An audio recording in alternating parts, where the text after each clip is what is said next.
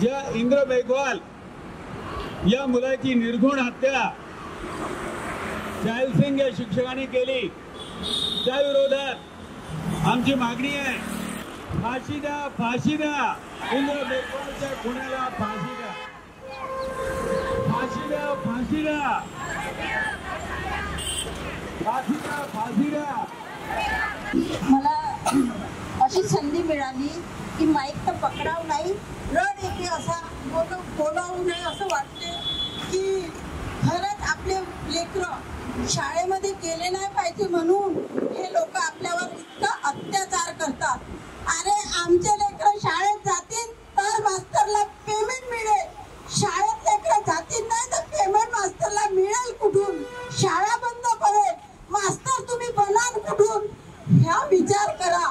अरे आधीचा विचार तुम्ही असे करा नाही, आमच्या लेकराले मडक्यातून पाणी पिते म्हणून तुम्ही बाहेर काढून मारता त्यांना।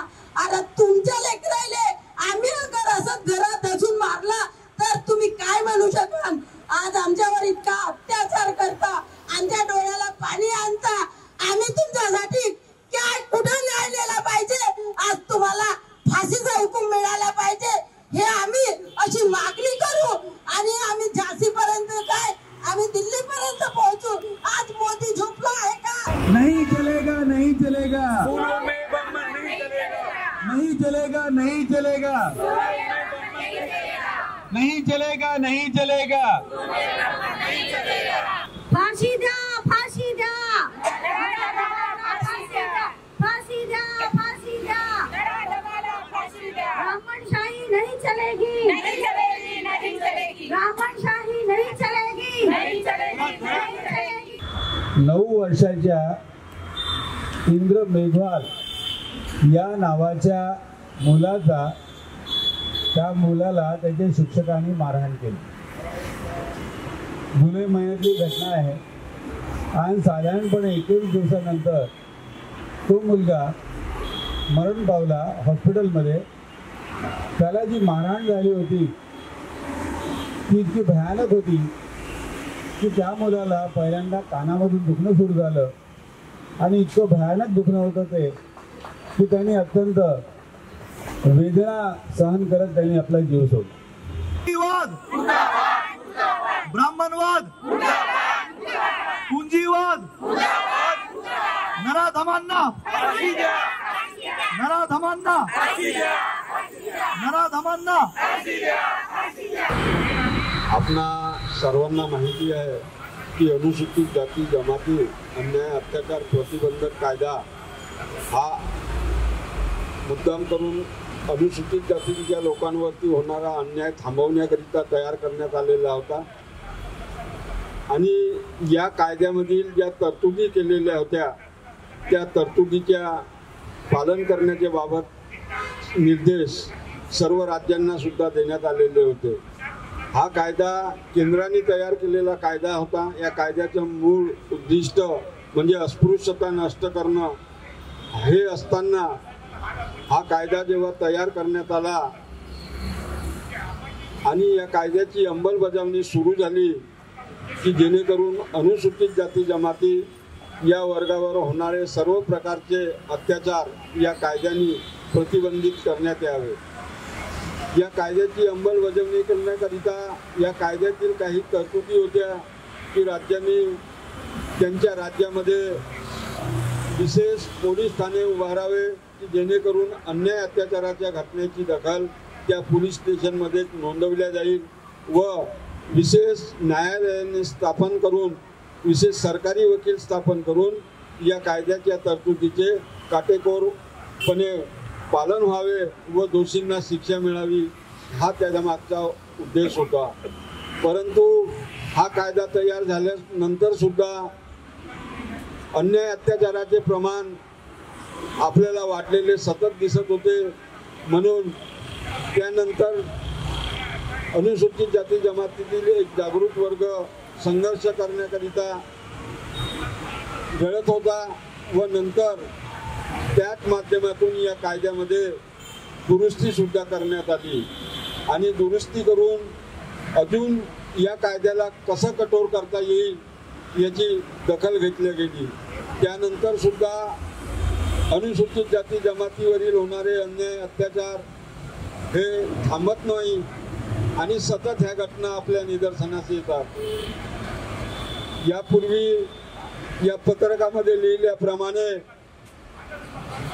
आज उच्च व सर्वोच्च न्यायपालिकेमध्ये एक जात उच्च वर्णीयांचा भरणा असल्यामुळे ते सुद्धा या कायद्यातील तरतुदीचा वेगळ्या प्रकारे अर्थ काढून दोषीला वाचविण्याचे सतत षडयंत्र करत असल्याचे आपल्या निदर्शनास येते। या कायद्यातील तरतुदीप्रमाणे कुठल्याही आरोपीने या कायद्याअंतर्गत गुन्हा केला असल्यास त्याला अग्रिम जमानत घेता येणार नाही, म्हणजे अँटिसिपेटरी बेल ज्याला म्हणतो, अटकपूर्व जामीन। ती जामीन या कायद्याच्या कलम 18 प्रमाणे प्रतिबंधित केली होती। एखाद्या व्यक्तीवर अनुसूचित जाती जमाती अन्याय अत्याचार प्रतिबंधक कायद्याअंतर्गत गुन्हा दाखल झाला असल्यास त्याला सरळ अटक करण्यात यावी व नंतर न्यायालयासमोर सादर करून न्यायालय त्याच्या जामिनावरती विचार करेल अशी तरतूद आहे। परंतु आपल्या असं निदर्शनात येते की काही न्यायालयांनी याला बगल देऊन अटकपूर्व म्हणजेच अग्रिम जमानती दिलेल्या आहेत। त्यांनी त्या कायद्याच्या स्वरूपाला एक वेगळ्या प्रकारचं दिवाणी स्वरूपाचं किंवा वेगळ्या प्रकारचं स्वरूप देऊन त्या लोकांना जामिना मंजूर केल्याचं आपल्या निदर्शनास येते। आज स्वातंत्र्याचा अमृत महोत्सव आपण साजरा करीत असताना सुद्धा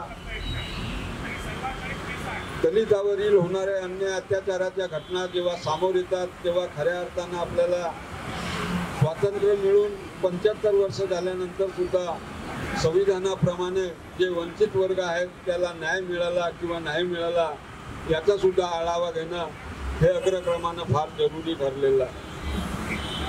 अनुसूचित जाती जमाती अन्याय अत्याचार प्रतिबंधक कायदा यातील सुधारणा कायदा हा सुद्धा अस्तित्वात आला असताना अशा अन्याय अत्याचाराच्या घटना सतत वाढत आहेत। अन्याय अत्याचारावरील पीडित व्यक्ती यांना या कायद्यातील तरतुदीप्रमाणे जे अर्थसहाय्य मिळायला पाहिजे ते अर्थसहाय्य मिळण्याकरिता सुद्धा शासन पुरेपूर व्यवस्था करीत नाही व अजूनही कितीतरी पीडित लोकांना याचे लाभ मिळालेले नाही हे आपल्या निदर्शनात येते। एकंदरीत आज महाराष्ट्रात ज्या फुले शाहू आंबेडकरांचं पुरोगामी महाराष्ट्र समजल्या जाते त्या राज्यामध्ये सुद्धा महिलांवरील अनुसूचित जाती जमातीवरील महिलांवरील अत्याचाराचं प्रमाण आपल्याला सतत दिसत आहे व या पीडित व्यक्ती आहेत त्यांना या कायद्यातील तरतुदीप्रमाणे जे अनुदान मिळायला पाहिजे त्या अनुदानासाठी सुद्धा ते अजूनही अपेक्षित आहेत। त्यांना अजूनही अनुदान शासनातर्फे मिळालेलं नाही आहे। म्हणजे आज आपण या परिस्थितीच्या बाबतीत असा विचार करू शकतो की शासन न्यायव्यवस्था हे सुद्धा या कायद्यातील तरतुदीला किंवा या कायद्याच्या काटेकोर अंमलबजावणीचे पालन करण्याला अजूनही त्यांची मानसिकता तयार झालेली नाही आहे। आज या पुरोगामी महाराष्ट्रामध्ये आजही विशेष पोलीस ठाणे निर्माण करण्यात आलेली नाही। आपल्या जवळच्या मध्य प्रदेशामध्ये आंध्र प्रदेशामध्ये विशेष पोलीस ठाणे निर्माण होऊन या कायद्याची दखल घेतली गेलेली आहे व विशेष न्यायालये सुद्धा स्थापन करण्यात आलेली आहेत। परंतु महाराष्ट्रामध्ये अजूनही विशेष न्यायालयाची स्थापना झालेली नाही। येथील जी न्यायालये आहेत त्यांनाच एक विशेष न्यायालय समजून त्यांच्याकडे या केसचा भार सोपविला जातो व त्यांच्या मार्फत निर्णय घेण्याची प्रक्रिया राबविल्या जाते। आज महाराष्ट्रामधील एक आंबेडकरी समुदायामधील हा वर्ग सुशिक्षित झाल्याने आपल्या अन्याय अत्याचाराच्या घटनाबाबत सतत निषेध करून या न्यायाच्या अंमलबजावणीबाबतीत लढत असतो। परंतु शासन त्याकडे अजूनही गंभीरतेने लक्ष देत नाही। अशा प्रसंगी आपल्याला या कायद्यातील तरतुदीच्या अंमलबजावणीसंबंधी आणि कायद्याचं काटेकोर पालन व्हावं याकरिता शासनावर एक विशिष्ट प्रकारचा आपला निषेध दर्शवून एक संघर्ष करून आपल्याला या कायद्यातील तरतुदीप्रमाणे स्वतंत्र पोलीस ठाणे, स्वतंत्र न्याय आणि स्वतंत्र सरकारी वकील हे सर्व निर्माण करून आपल्यावरील अन्याय अत्याचाराच्या घटना कशा दूर करता येतील या बाबतीत आपण संघर्ष करायला हवा आहे. काल मी ACP ऑफिसला असताना अनुसूचित जाती जमाती अन्याय अत्याचार प्रतिबंधक कायद्याची गुन्ह्यातील तपासी एक पोलीस मिळाले मला. त्यांनी मला विचारले की या कायद्यातील तपास करताना आम्ही कोणत्या खबरदारी घ्यायला हव्या आहेत की जेणेकरून दोषींना शिक्षा करता येईल. मी त्यांना सांगितलं की तुम्ही फक्त जातीवाचक शिवीगाळ्याचा अर्थ काढून या कायद्याअंतर्गत गुन्हा दाखल करण्याची सोय करून घेता, परंतु या कायद्याचं तुम्ही कठोरपणे पालन व्हावं याकरिता या कायद्याचं वाचन करावं व निवळ जातीवाचक शिवीच नाही तर अनुसूचित जाती जमातीच्या कुठल्याही सदस्याला कोणत्याही त्यांच्या न्यायिक हक्कापासून जातीय अत्याचारातून त्याला दूर ठेवणे याची दखल घेण्याच्या तरतुदी आहेत. जसं अनुसूचित जाती जमाती व्यक्तीच्या रस्त्याचा प्रश्न असेल, त्याला मुद्दाम करून तो अनुसूचित जातीचा असल्यामुळे त्या रस्त्याने जाण्याचे अडवल्या जात असेल तर याची सुद्धा तरतूद आहे. अनुसूचित जाती जमातीच्या व्यक्तीने त्याची मालमत्ता त्याचा उपभोग घेऊ नये म्हणून त्याला रोखणे, ती मालमत्ता त्याने विकून कुठंतरी पळून जावे याच्या सुद्धा तरतुदी आहेत. याच्या अंतर्गत सुद्धा गुन्हा दाखल होऊ शकतो. अनुसूचित जाती जमातीच्या व्यक्तींना मतदानाच्या अधिकारापासून दूर ठेवण्याचं, जातीय अत्याचारातून त्याला दूर ठेवणे ही सुद्धा बाब याच्यात नमूद आहे. व अनेक प्रकारच्या अनुसूचित जाती जमातीच्या सरकारी कर्मचाऱ्याला अनुसूचित जातीचा असल्यामुळे त्याच्यावर अत्याचार केला जातो, यावर सुद्धा या कायद्याअंतर्गत गुन्हा दाखल करता येतो. तर मी त्यांना सूचनासुद्धा दिली की आमच्या प्रकाशनाद्वारे पुस्तक आम्ही तयार केलेलं आहे अनुसूचित अॅट्रॉसिटी ॲक्ट आणि त्याच्यामध्ये आम्ही नमुनेसुद्धा दिले आहेत. तर तुम्ही त्या पुस्तकाचं अवलोकन करावं आणि त्या पुस्तकाचं अवलोकन करून त्या अंतर्गत गुन्ह्याचे तपास करून दोषीला कशी शिक्षा देता येईल हे तुमच्या लक्षात येईल असं मी त्याला काल सांगितलं. तर सांगण्याची बाब म्हणजे की अनुसूचित जाती जमाती अत्याचार प्रतिबंधक कायदा तयार झाल्यानंतर सुद्धा या कायद्यातील तरतुदी असताना सुद्धा शासनाने काही त्याच्याकडे विशेष लक्ष न दिल्यामुळे हे अत्याचाराचे प्रमाण सतत आपल्याला वाढत असल्याचे दिसतात. या अमृत महोत्सवी वर्षीसुद्धा अशा घटना आपल्या निदर्शनात येतात.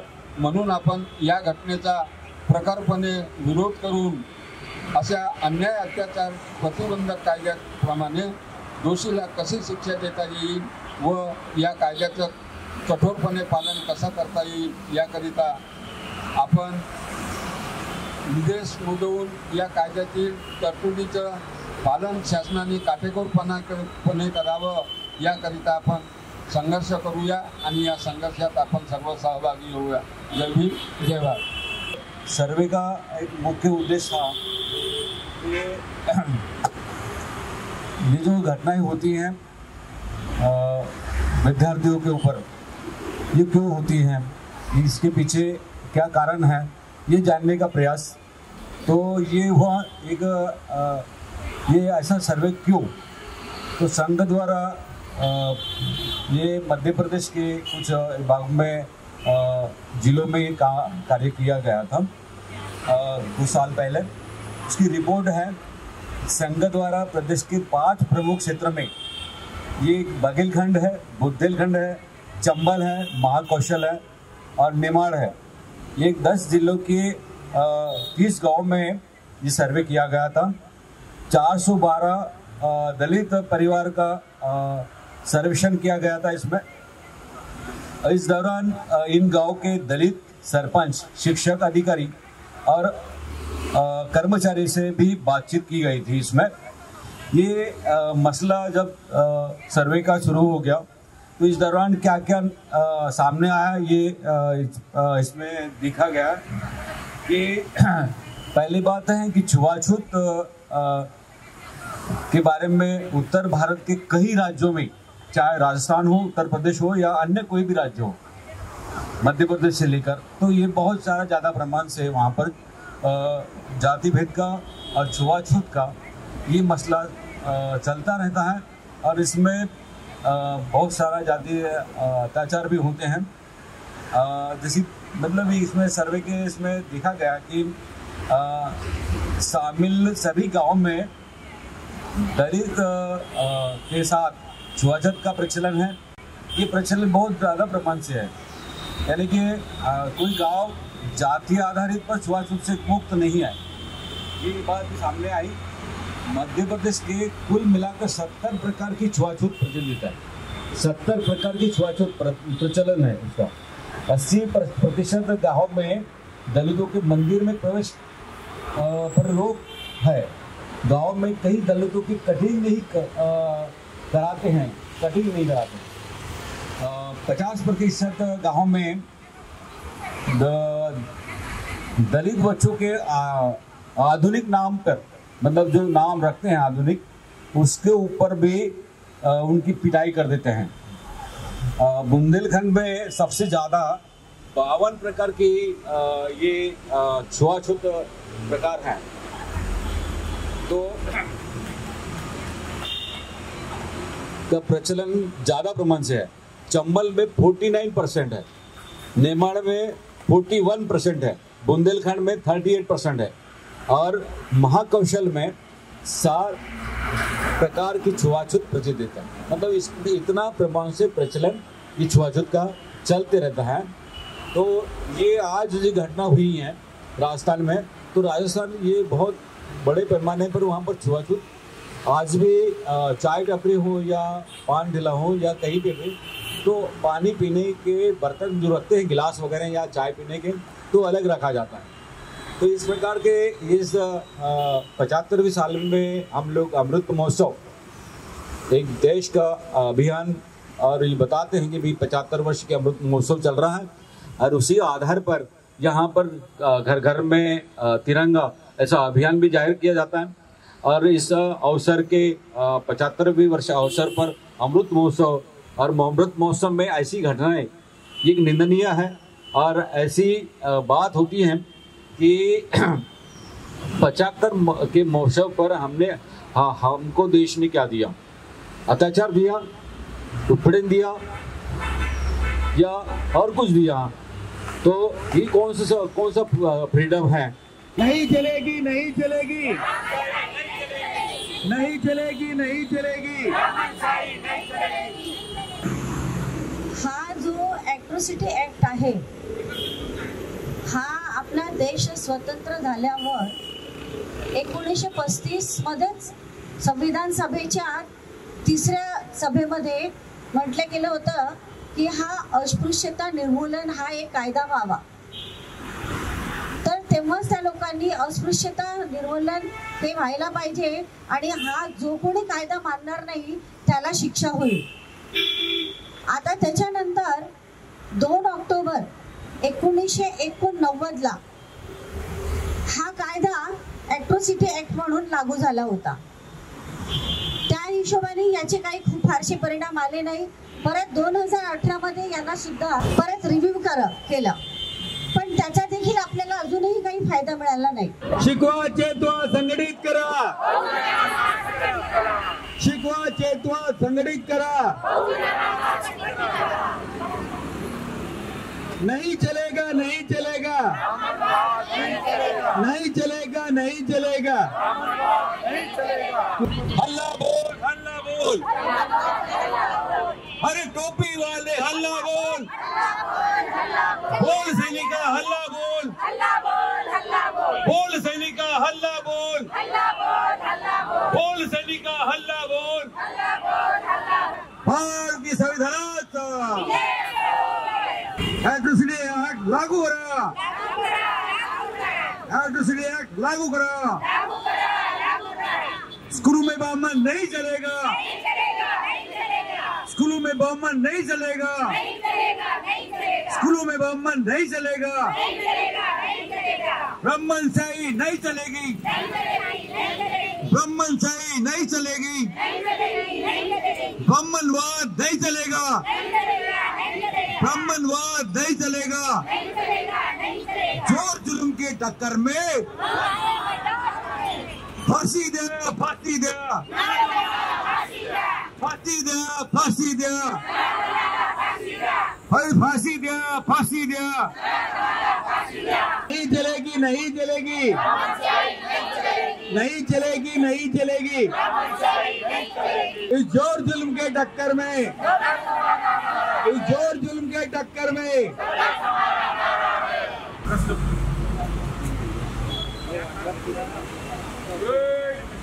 समारोह भी वंदन लेके तैयार हो गए, तैयार हो एक साथ समारोह की वंदना शुरू कर।